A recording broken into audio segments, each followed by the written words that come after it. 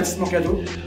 Donc, la pesée de demain, ça se passe au Perunica Hall. Vous tapez ça sur Maps si vous voulez la voir. Perunica Hall, c'est juste à côté, entre 5 à 10 minutes à pied maximum. Okay, c'est là-bas que se passe absolument tout maintenant. Plus rien ne se passe ici. Pesée. Normalement, la France, ça sera aux alentours de 11h30 midi, normalement demain. Je devrais recevoir le 17e pays à passer, normalement, c'est relativement rapide. 11h30. Ça dépend si on va voilà. Si vous loupez votre pesée, vous pouvez évidemment la repasser après tout le monde le soir même. Ça peut arriver. Début de la compétition vendredi, bras gauche, samedi encore. Après, il y a des catégories. Hein. Vous avez regardé vos jours de catégories? Parce que c'est nouveau. Sur 2 jours chaque jour. C'est un nouveau format. Si vous voulez, je ne sais pas, là on ne pouvait pas contester parce qu'ils nous ont foutu à 10 mètres voilà, de machin, donc on ne voit rien, c'est une catastrophe. Je ne sais pas si de l'autre côté ça va être autrement. J'espère que vous pourrez s'approcher au moins pour regarder les fautes de. Et apparemment c'est une catastrophe. Et pour les protestes, si vous voulez protester, il faut que le team captain arrive dans les 30 secondes à l'attente. Voilà, alors qu'ils le font à 18 mètres. Oui, voilà. donc Donc, déjà, tu peux même plus protester. Et sinon, un protest, c'est 100 €.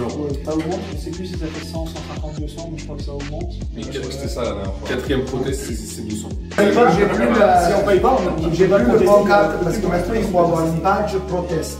Ah ouais. Donc j'ai perdu le machin. Arrête de taper, toi aussi t'as perdu. J'ai perdu le mien aussi. Ils vont être beaucoup plus souples que l'année dernière sur le slip. Avant, ça un slip en dessous, c'était forcément intentionnel. C'est pas du tout. C'est Le contraire. Le contraire. C'est complètement intéressant, même au milieu, si tu t'échappes. J'ai compris, ouais, ça c'est parce que tu penses que tout va dépendre aussi de l'arbitre que tu auras. Et comme il y a des arbitres qui arbitrent comme des quiches, et il y en a d'autres qui sont en point carré, ben, ça dépend de l'arbitre. Il y a des arbitres qui vont faire Edibo ici, il y en a qui vont faire comme ça, il y en a qui le disent très, très bas, donc tu n'en as pas si on partir. Les slips classiques, c'est mort, mais en fait, c'est vraiment l'action de, au lieu de slip comme ça, juste le fait de faire ça, c'est fini. Quoi qu'il arrive, oui, c'est pas ce qu'on fait de combattre en fait. Voilà, c'est ça. On n'a aucune raison d'aller. Mais tu slips ici, c'est normal. Si comme tu ça, regarde. L'année dernière, il flippé comme ça, il n'y avait aucun problème. Maintenant, il a fait ça, il avait faute. À chaque fois. Il a tapé deux portes. On va te faire ça là, comme fait Ahmed, il fait un match sur deux avec moi, il fait ça.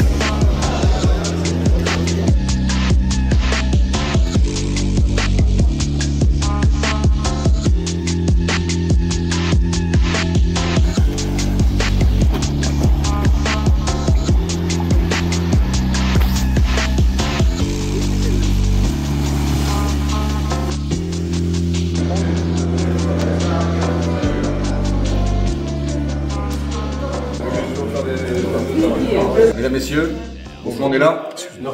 L'Arigra. Bienvenue au championnat du monde. On va commencer demain. Tout le monde à 9h. Ceux qui tirent pas, venez quand même quand vous voulez, il n'y a pas de pression. On est sur 3 tables en simultané. A priori, normalement, il y aura une table féminine, 2 tables pour les catégories masculines. Ça va se passer comme ça sur les 4 jours. Donc là, on est 2 jours sur bras gauche. Donc après, c'est les autres catégories dans 2 jours. Et puis après, on passe au bras droit. Essayez de venir quand même si vous ne tirez pas, histoire de voir comment ça se passe la compétition de manière générale. Et puis... Point important sur l'arbitrage. Après, vous allez corriger, mais tu as un adversaire, tu es pas à l'aise dans la main, tu peux aller chercher le référé. D'accord? Ça, c'est...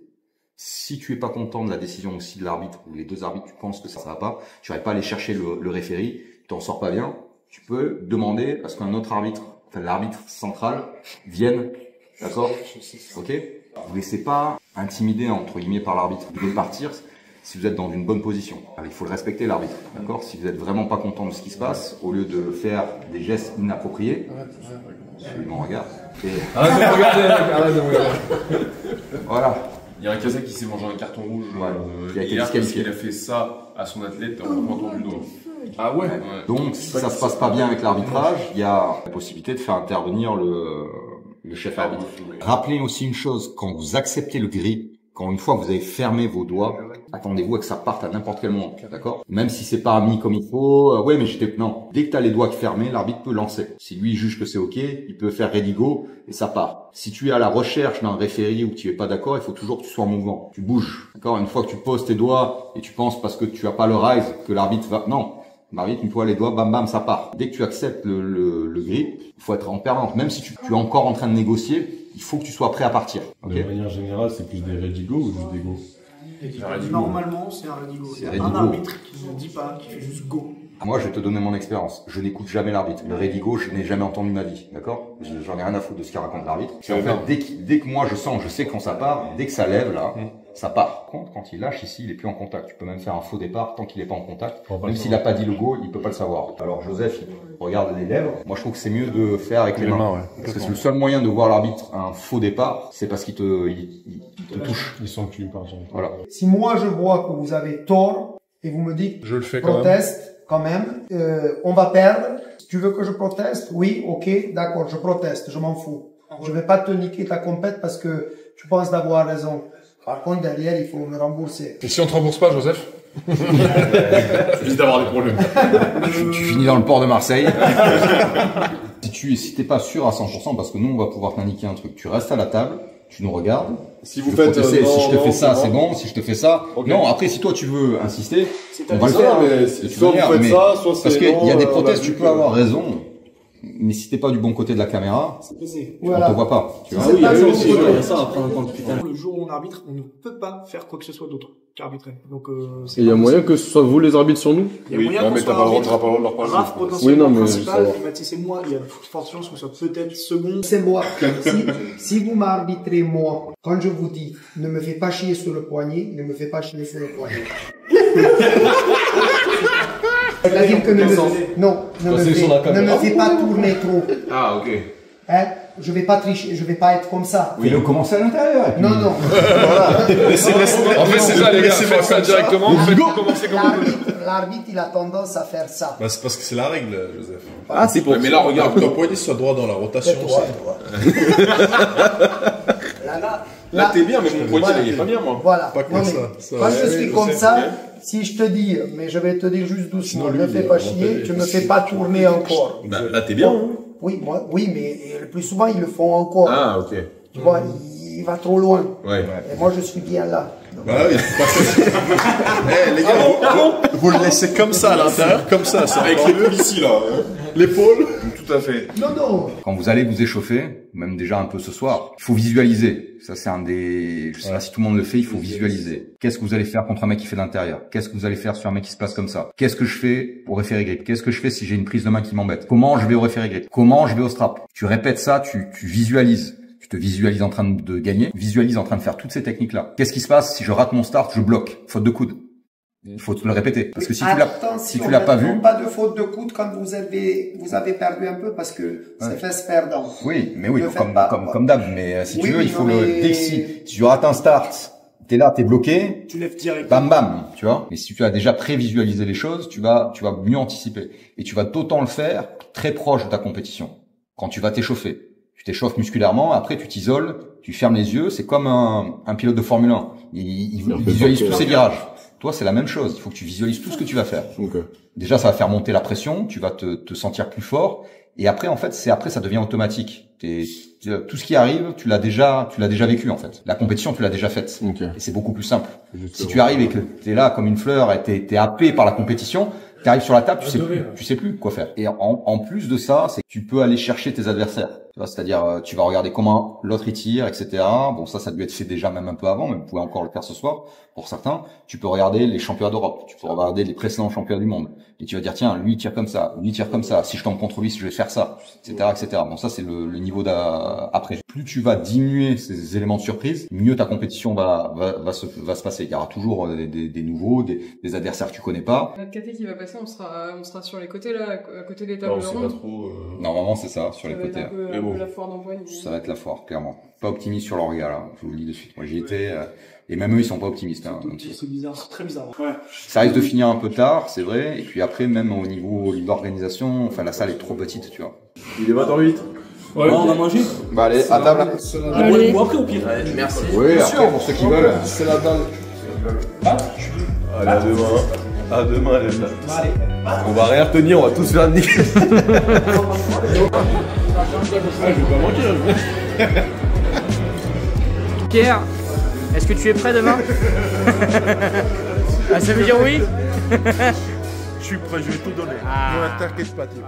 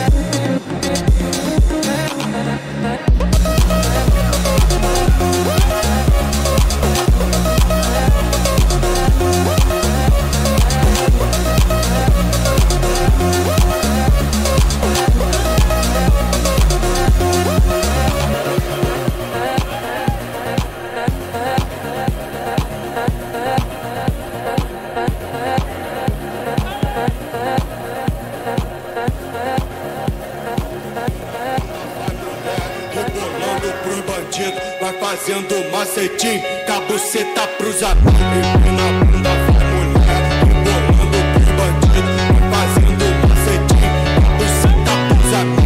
Empina a bunda, vai mulher, rebolando pros bandidos, vai fazendo macetinho, com a buceta pros amigos.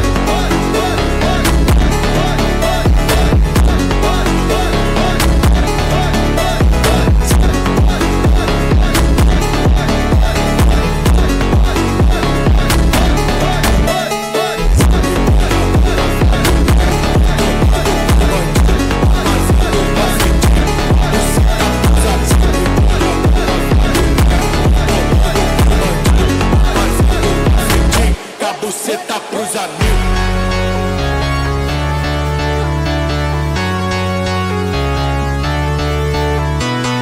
Empina a bunda, vai mulher, rebolando pros bandidos, vai fazendo macetinho, com a buceta pros amigos.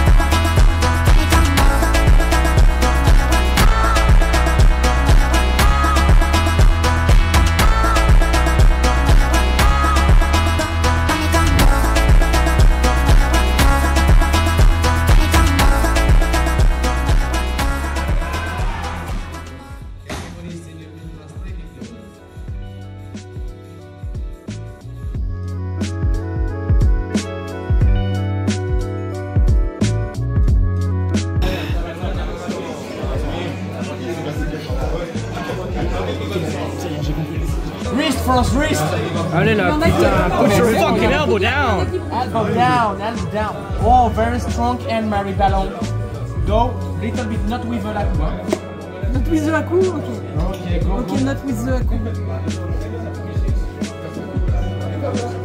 Very strong. He does not like it. He is on the bottom of the camp of the world.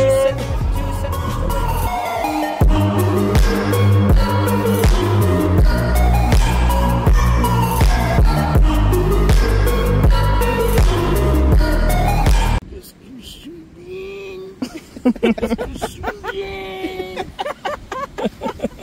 que je suis bien?